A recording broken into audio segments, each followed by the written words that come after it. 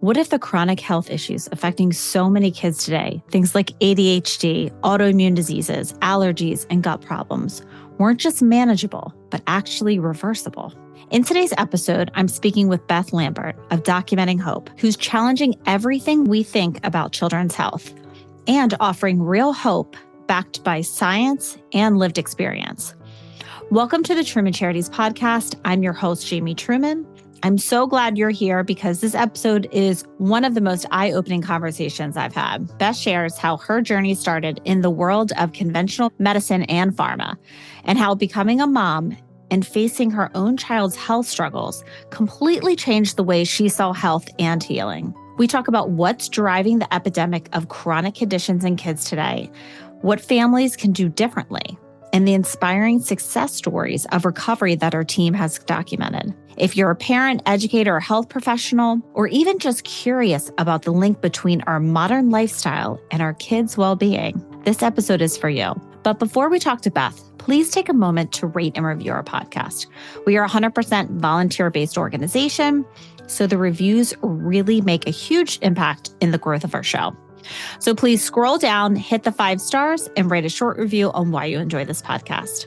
All right, let's welcome Beth to Truman Charities. All right, Beth, thank you so much for coming on and talking with me today. Happy to be with you, Jamie. Yeah, so I was really interested about learning more about your organization when I found out, through Hillary. So I just interviewed Hillary. You have to listen to the episode. It's great. It was episode 133. It just aired. And so we spoke a little bit about your organization because that is the organization she chose for her donation to go to. And she's the founder, as you know, of School of Lunch. So it was really great through meeting Hillary to now meeting you. And I want to talk a lot about Documenting Hope. So when I first got on your website, and the first thing I saw was a root cause approach to healing our kids. And I thought, this is amazing. And then it really clicked to me. I was like, oh, this is exactly why Hillary loves your organization too. And but then I saw on it, so I want to dive a little bit into the video that you had on there. So this is the video that you spoke about when you went to an integrative doctor with your children, and it kind of changed your mindset and kind of opened your eyes and got you really thinking about creating this organization itself. Yeah. So I came from the world of conventional medicine in terms of what I did for work. I worked for pharmaceutical, medical device kind of companies. I did healthcare consulting. And that in that world, we use an approach that is very mechanistic, very symptom suppressive. It sort of like breaks the body down into parts. And then when you have a symptom, they try and just address that one symptom, usually with a pharmaceutical. This is limited tools, right? It's managing symptoms. That's what our healthcare system is about.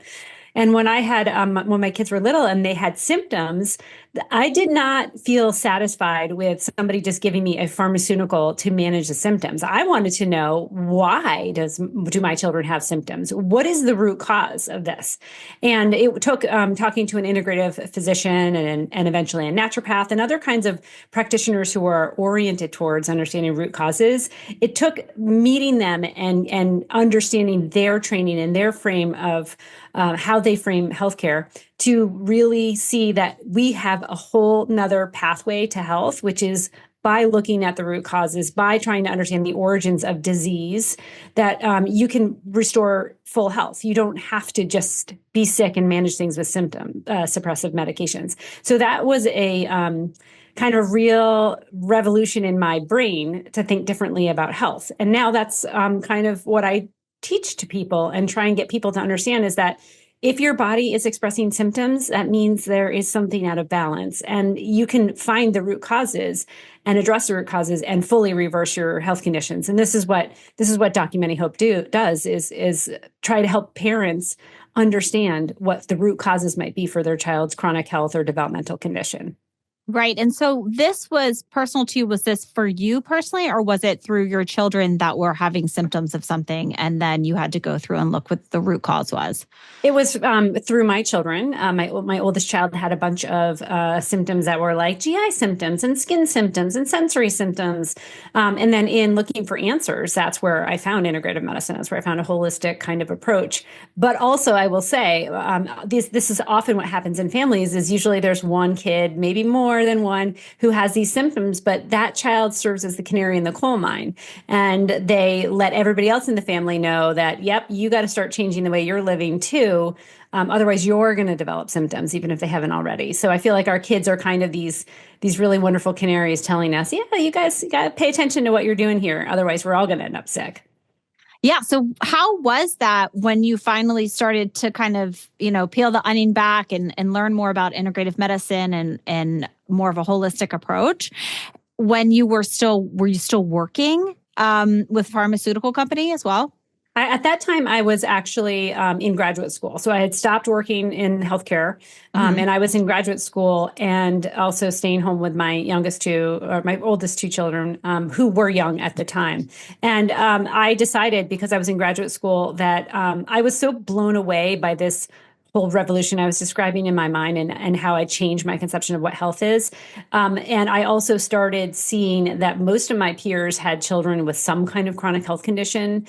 And I felt like this sense of urgency, like something is not right with our children. And so I actually ended up taking my graduate program and completely shifting it and moving right into an analysis of why we have so many sick kids today. Why are we having an epidemic of chronic health conditions in our kids? And what can we do to reverse that trend? So that became sort of a pivot for me, where I opened up into a new career, which just became all about finding solutions for parents, because the solutions are actually out there. The answers to why their children are sick or why their children might be developmentally delayed, they're all out there. It's just that it's not the place that we go to first. I tend to go to conventional medicine, and we get, again, that symptom suppressive approach, just because that's what's covered by insurance. That is what our healthcare system offers you. But if you go outside that system, that's when you get the answers that work. That's when you get a path back to good health. Mm-hmm. So tell me a little bit about, so you said you changed your focus. And so you started really looking into what the root cause is and a lot of the reasons why there is so many chronic diseases and all kinds of things when it comes to children and adults. What are a few of those that you think? Yeah. So if you look at the epidemic of chronic health conditions in kids, there's so many different conditions, right? There's ADHD and autism and autoimmune diseases and allergies, and every kid has chronic constipation. And it seems like there's just an unlimited number of afflictions that are affecting this current generation of children. And, if you look at it from this sort of siloed perspective, like what causes ADHD, as if it's different from what causes allergies, you're never going to get answers, because it doesn't explain why all of these kids or getting, diagnosed across any number of diagnostic categories suddenly out of nowhere. This wasn't like this 75 years ago. 100 years ago, we didn't have, 1 in 2 children with a diagnosis. Even in the 1960s, you only had 2% of kids with a diagnosed chronic health condition. So we've gone from 2% in 1960 to now more than half of American children with a diagnosed chronic health condition. So you have to start thinking of this as like something cultural. There's a big picture here, right, that is making all of our kids sick. It's just that it's manifesting differently in each child. Maybe they have a different set of symptoms or different diagnosis. So when you take that 10,000 foot view, the big picture perspective, you can go back and look and say, all right, we have completely changed the way that we eat. We've completely changed the way that we live. We've changed the way that we spend our time. We are just filled with toxins from an environment that has become polluted over the last few decades. So what you start seeing is this picture of a shift in how modern Americans are living, and how that shift has created a place where our bodies can no longer tolerate that kind of lifestyle. So if you ask what is causing the chronic health condition epidemic in our children, it is all of the things that are part of modern living that weren't the way that we lived, just a few decades ago. So that includes what we're eating, the ultra processed foods, the foods that are nutrient poor because they've been grown on depleted soils. It is the limited diets, the chicken nuggets and the white foods that children eat instead of that rich, variety of foods that they used to eat 50 years ago. It is the many, many thousands of chemicals that we confront every single day in our personal care products, in our medicines, in our air, our water, our soil. I mean, how many people have you heard upset on Instagram or on TikTok? There's all these videos out there about like chocolate being filled with heavy metals or protein powders being filled with contaminants. I mean, all these things that we think are okay to have are actually just filled through the manufacturing process. And because of the industrial agriculture, they're just filled with toxins. So it's almost inescapable to have toxic exposure in the modern world. And of course, for our children who have these little itty bitty bodies, the toxins are more meaningful because those toxins bioaccumulate and they have a greater impact on their health and their growth and their development. And then you could go on and on. How we're living our life digitally, indoors, in a synthetic environment. Instead of think about how kids grew up 75 years ago. They spent most of their day running around outside, playing, being kids, rolling in the dirt, and doing things that were developmentally appropriate for human children. And we just don't do that anymore. We're an iPad generation now. We're, these digital natives, and they spend so much time staring at a blue screen, and that's going to have an impact on their health and their development, especially if you know anything about human development and that it's important for the brain to develop. You have to move. You have to move through an environment. You have to touch things and feel things and run around, and that's how your brain is wired appropriately. So that's where you get into some of the developmental things too, is that we're just not going along a normal human trajectory the way that we have for millennia. So it's all kind of part of what I call the total load of modern living that is creating this generation of sick kids and kids who are developmentally behind. So it is never one thing, but it is many things that are working in synergy and concert to create children who just don't have robust immune systems. They don't have the ability to detoxify because the environment is just overwhelming their bodies. And when you have this total load of environmental stressors at the critical developmental windows, from prenatally all the way through to the first 3 years of life, you're going to have an impact on their brain development. You're going to see ADHD type symptoms, autism type symptoms. It's just a natural result of bodies living in a world that is not supportive of health.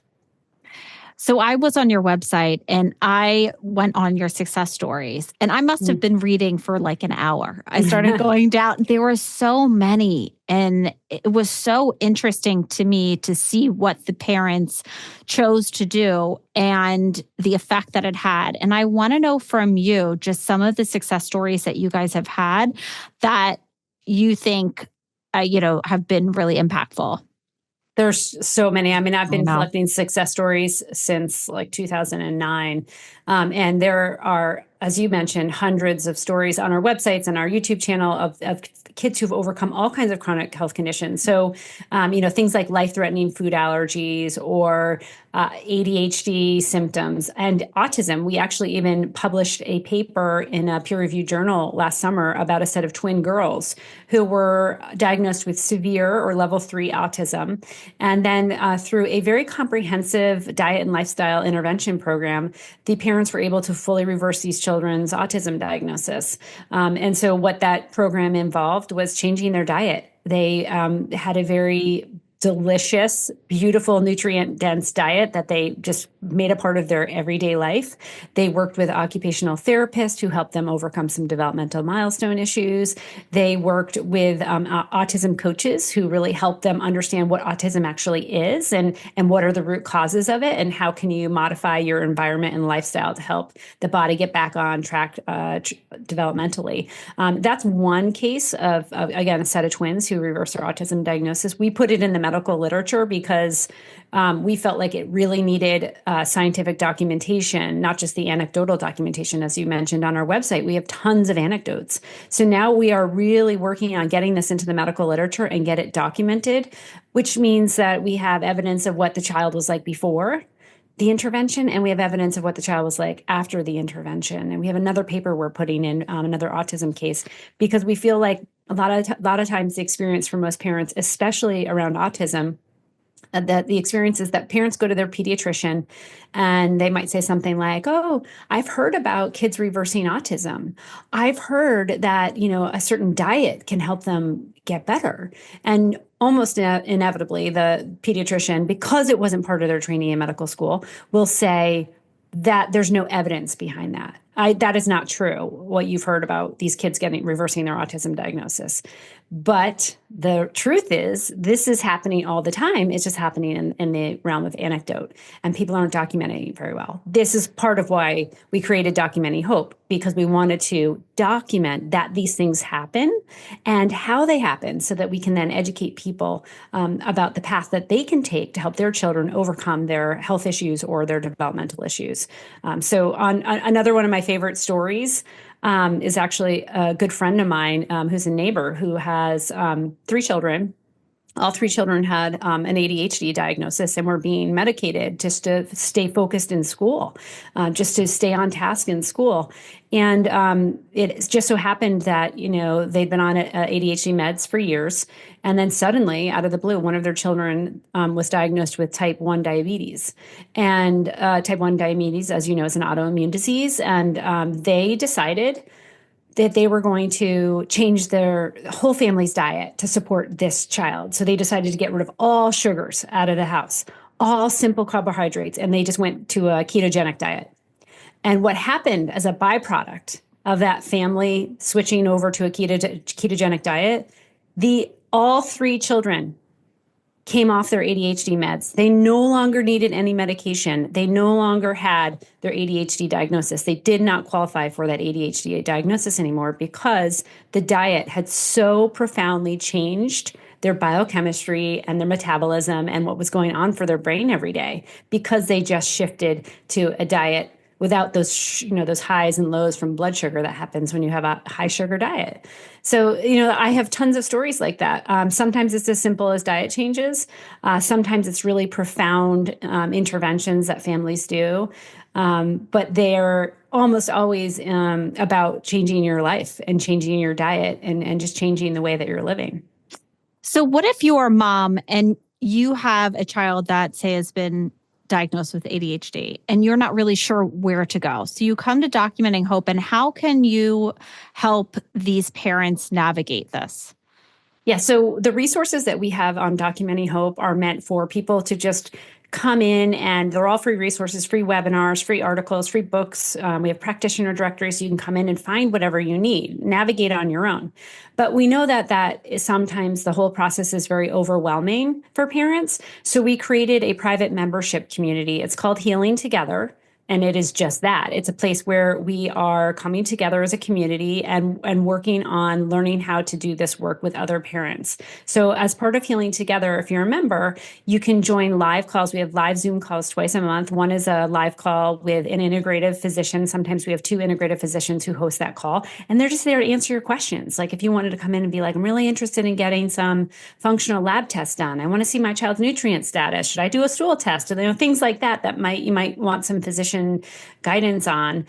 We host a live call for that. And then we also have another live call with health coaches. So some of those complicated questions like what's for breakfast? Like I have to change my child's diet, but I also have to feed them breakfast every day. And I'm used to giving them cereal every day. What do I do now? That's the point of those health coach calls, is because these are, this is a group of people that are trained to help support families as they go through diet and lifestyle changes.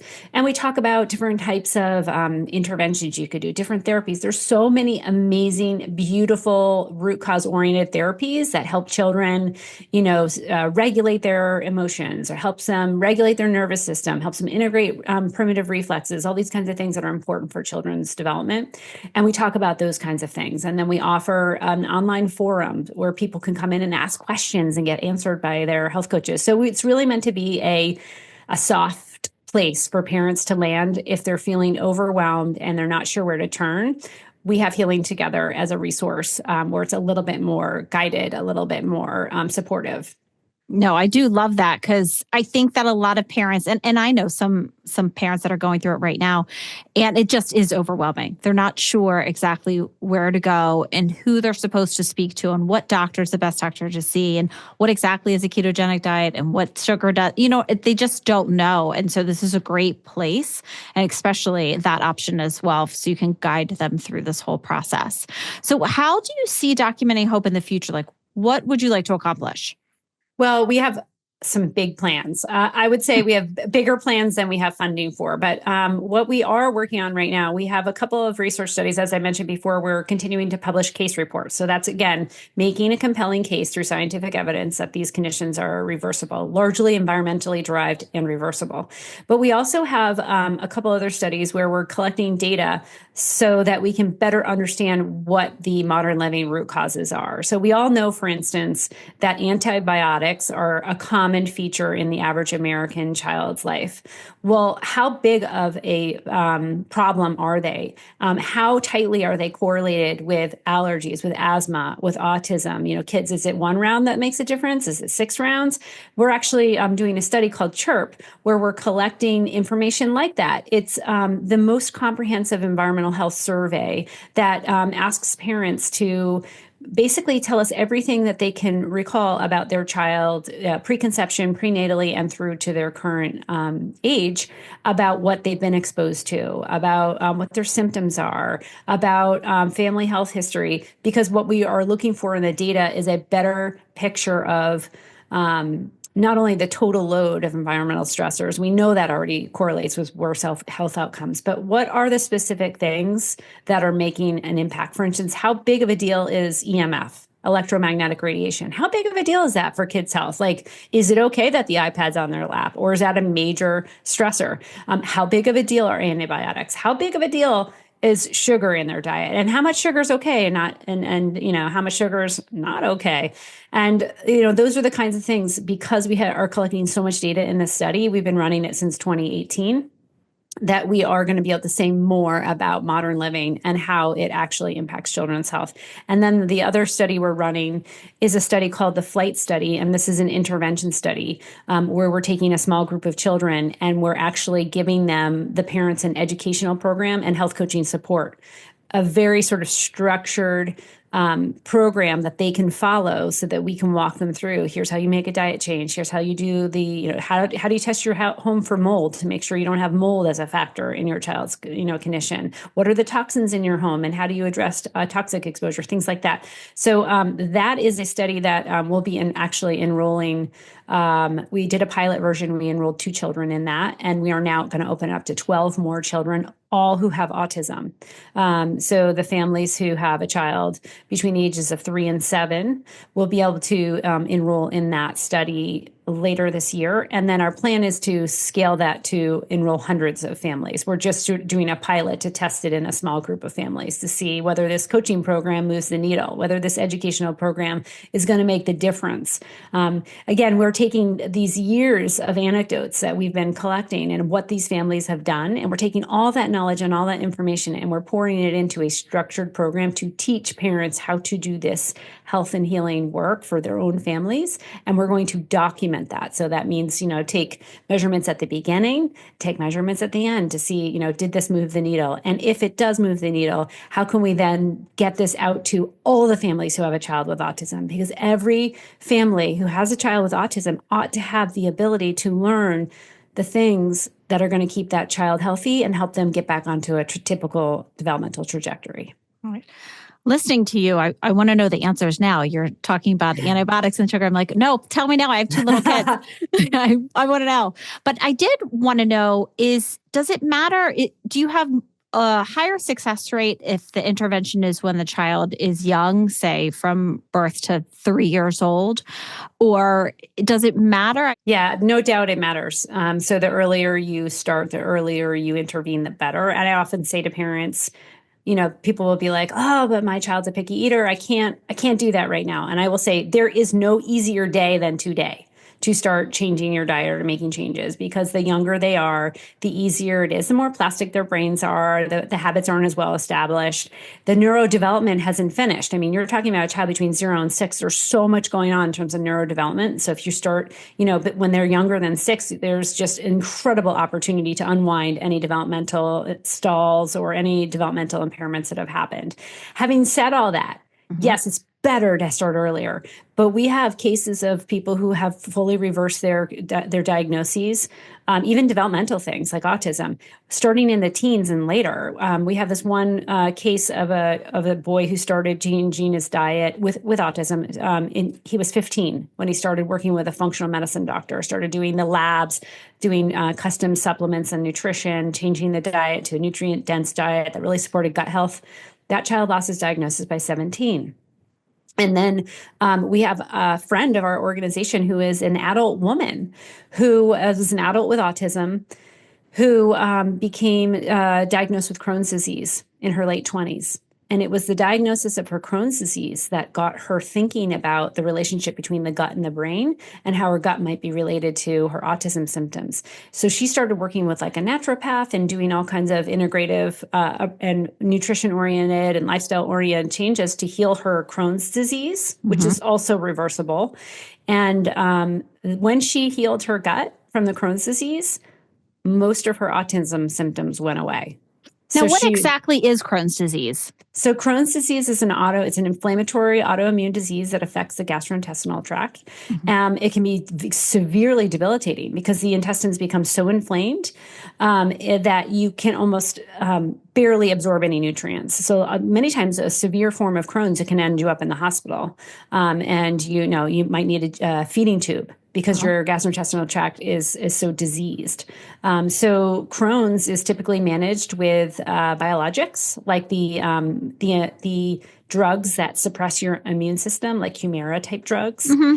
But all that's doing is suppressing your immune system and making your immune system not able to fight infections, not able to get rid of cancers that might be circulating in your body. So why would you want to suppress your immune system when your immune system has a very important job to do? Instead of suppressing the immune system, what we need to do is regulate the immune system. So that means getting your microbiome, that, the ecology of microorganisms in your gut, get that back into balance, because that's part of why people develop Crohn's disease, is because the microbiome gets so dysbiotic or out of balance. So this woman I was mentioning before, her microbiome was so dysbiotic and out of balance that she developed the symptoms of Crohn's. Crohn's can result in like just chronic diarrhea, abdominal pain. It's a horrible condition to have to live with. Some people even have bowel resections and end up getting ostomy bags, which are basically plastic bags to take your waste out of your body that are attached on the outside of your body. So that is a very severe disease. But when you start understanding it from that root cause perspective, you start realizing that by making changes to what you're eating every single day and making changes to your stress level, for instance, stress is such a major part of Crohn's disease as well, making changes to the toxins in your environment, you can change that ecology in your gut and you can heal it. And once you heal it, the benefits you're going to feel go way beyond your gut, because the gut and the brain are intricately connected. So you might have also symptoms of depression. You might have symptoms of anxiety. You might have sensory symptoms like related to an autism diagnosis. Those are all connected to that brain and gut pathway. So this woman I was telling you about, she's an adult, but she's my age now. You would never know she had autism. You would have no idea, because she did so much of that healing work that started in her gut. Wow. So do you think that a lot of these disorders, do they stem from gut health? Oh, yes, absolutely. I mean, I wrote a book in 2010. It's called The Compromised Generation. And about 2/3 of that book is about gut bacteria. It's that important. The theme of the book is, looking at the changes to our environment in the last couple of decades and why we have so many sick kids. And as I said before, it's really about modern living. It's all the things that we're doing in the modern world that are making our kids sick. But the changes that have impacted our gastrointestinal tract are profound. And I think one of the biggest smoking guns in this whole chronic illness epidemic for kids and adults is widespread use of antibiotics and other things that kill good gut bacteria. So antibiotics are one category, but birth control pills are another category. 80% of American women have been on birth control pills or another kind of hormone steroid medication at some point in their life. And those destroy your gut bacteria, completely changes the pH in your gut. And if you change, just like changing the pH in a pond, if you change the pH, the types of organisms that can live there are going to change. So we've done that for like an entire 2 generations of women. If you go back to the 1960s, then there's the classes of medications like asthma medications. Asthma medications totally destroy your gut, change the pH there. And then there's pesticides like glyphosate, which are ubiquitous in American food supply. It's a herbicide that's sprayed on a lot of grain crops, so like wheats and oats and barley. Also sprayed on GMO crops like soybeans and corn and canola. And so it is a chemical that's ubiquitous in the American diet.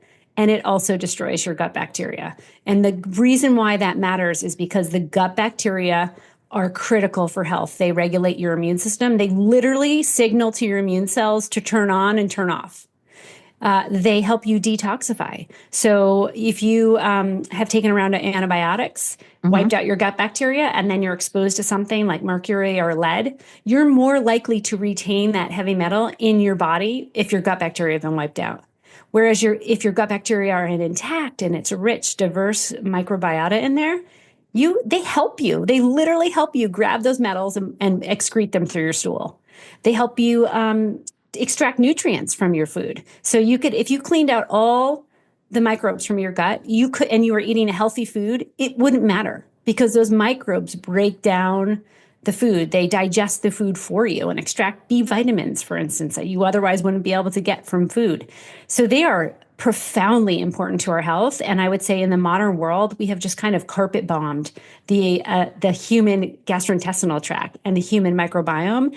And the things that you see like asthma and allergies and autism and ADHD and autoimmune diseases, that is one of the natural outgrowths of destroying the human microbiome. What can someone do if they took an antibiotic to help with their gut microbiome that has been damaged? There's a nutritionist, she's an academic nutritionist named Liz Lipsky, and she has been widely quoted as saying 1 round of antibiotics and you will never get your microbiome back again. Like it irrevocably changed your microbiome. Now, having said that, have you changed it? Yes.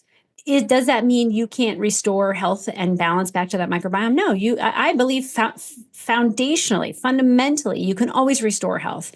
So the microbiome can be rebuilt, but the question is, can it be rebuilt to what it was? Maybe, maybe not. I think that's to be determined. And a lot of microbiome researchers are really trying to figure that out right now.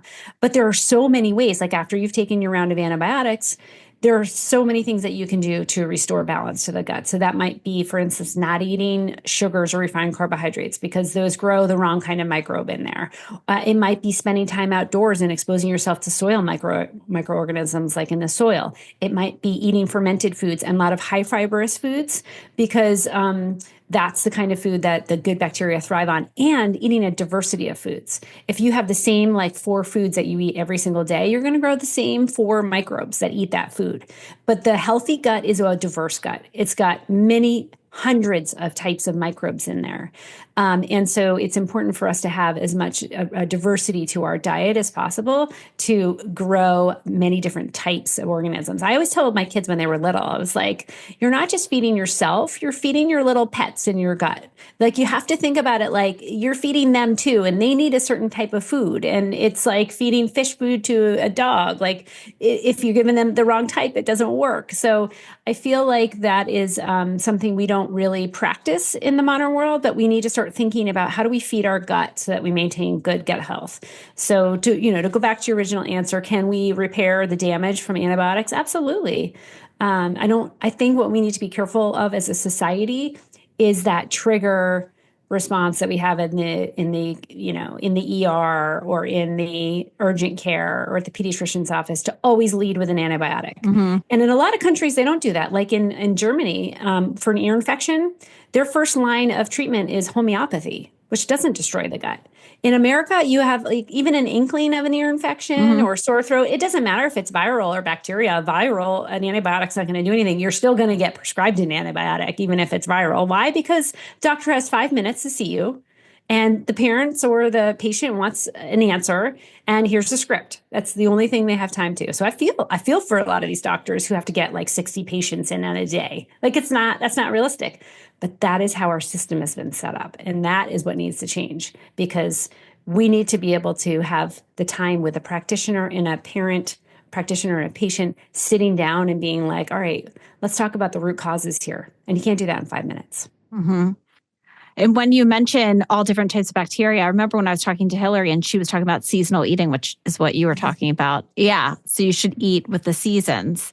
Yeah. And yeah. So that was something that I didn't really know about and I learned about. And I thought that made a lot of sense, but you don't even think about it because now all the foods get shipped in to the grocery store. So there is no like seasonal fruit. Right. It's just all, but I do love that. And that makes so much sense. So how can people help Documenting Hope? Well, we are an organization that is small but mighty. And I think our biggest need right now is to get some funding behind our research. So our research, like I was saying, we're doing these small sample size pilot studies because that's all we have capacity for in terms of our funding. We're not like funded by, an NIH grant at the government, and we don't have, a whole grant writing department. So we are literally funded by $5 here donations, $100 there donations. I mean, that's how we've gotten off the ground. And in order for us to reach more people with more solutions, to be able to test these solutions to make sure they work, we just basically need more funding. And the other thing that's really important to us is that we get the word out. Most people don't even know that there's an alternative path to what they get at their pediatrician's office. And we feel like time is of the essence with our children, right? Like I was saying before, the earlier you start, the better. So if you know all these parents that are out there struggling with their child, maybe they just got an autism diagnosis, or maybe they got a rare autoimmune diagnosis.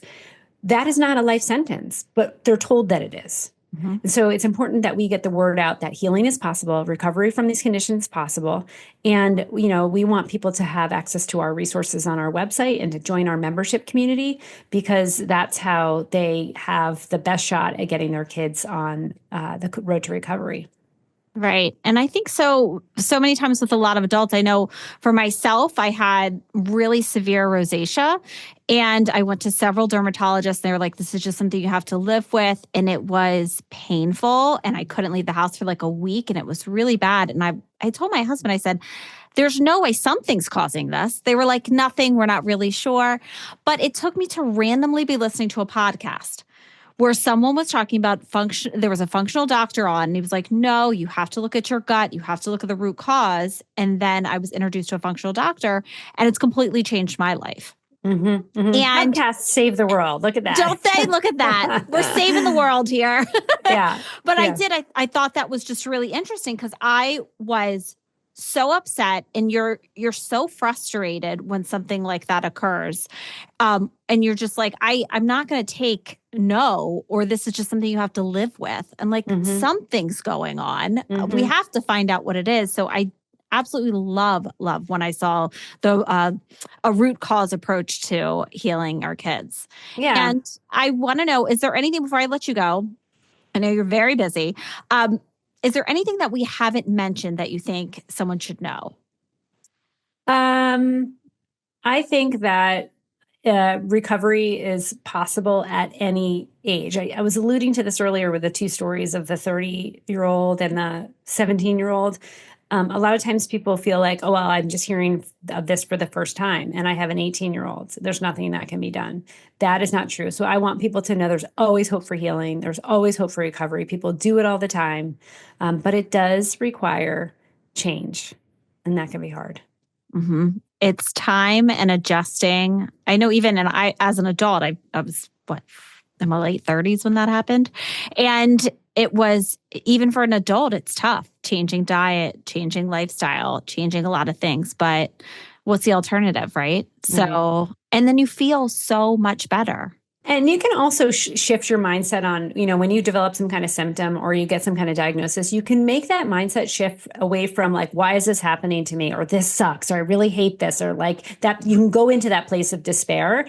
And if you shift your mindset and you're like, thanking the symptoms, thank you for showing up.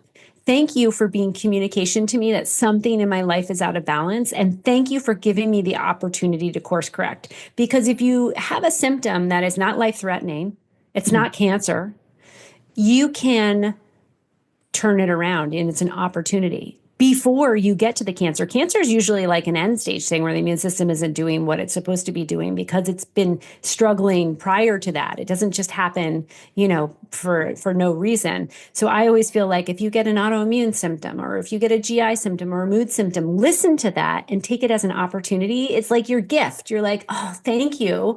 Thank you. Thank you for telling me I need to course correct. And I'm going to do that. And when I do, I'm going to be healthier. I'm going to be happier. I'm going to feel better. And I'm going to prevent worse things from happening later. So that mindset shift, I think, is so key. That is a great way to end. This is a great way to end the podcast. So Beth, tell everybody how they can follow you in Documenting Hope.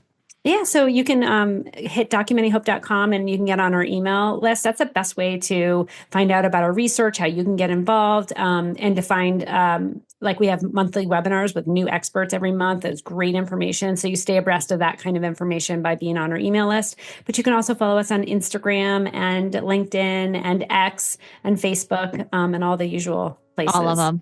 Yep. Well, I'll make sure I have that on the show notes for everybody. So make sure to look below and so you can make sure you can follow Beth in Documenting Hope. So Beth, thank you so much again for coming on. And I want to thank everybody for tuning in to another episode of the Truman Charities podcast. I really found this episode to be so eye-opening for so many different reasons, especially as a mom. This was a very informative conversation.